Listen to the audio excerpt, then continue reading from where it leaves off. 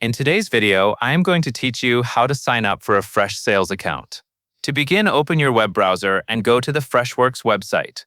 This is where the Freshsales product lives, and it is the starting point for creating your trial account. Take a moment to make sure you are on the correct page, because you want to sign up for Freshsales specifically, not for a different product or page. Once the Freshworks homepage is open, look for the Freshsales option. Then click the Start Free Trial button. This button is usually the clearest call to action, and it tells the site that you want to create a new account. When you click it, the sign-up flow will begin and you will be taken to a form where you can enter your details. Now you will see the sign-up form. The next step is to enter your name, your email address, and your company name. Use the same information you would normally use for work accounts. Your name helps identify you in the system. Your email is used for login and account updates, and your company name helps Freshsales set up your workspace correctly.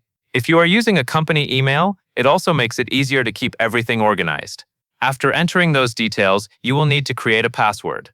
Choose a password that you can remember and that follows good password practices.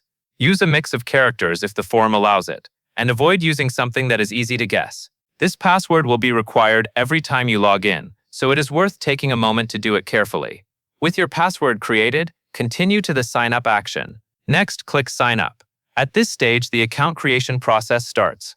If there is an option that mentions Quick Connect for Google, you can use that if you prefer.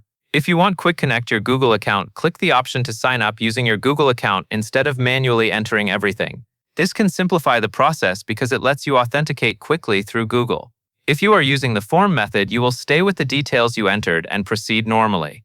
Once you complete the sign up, the system will process your request and guide you toward the next part of setup.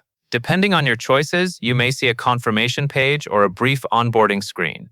If the site asks you to verify your account or confirm details, follow the on-screen instructions so your account is active and ready to use. Now that your account is created, the final step is to navigate your dashboard.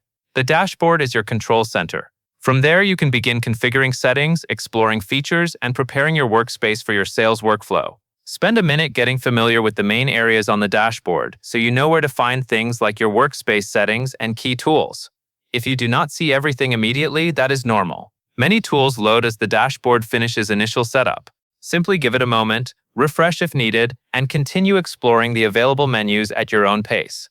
That covers everything you need to know, and that is all there is to it.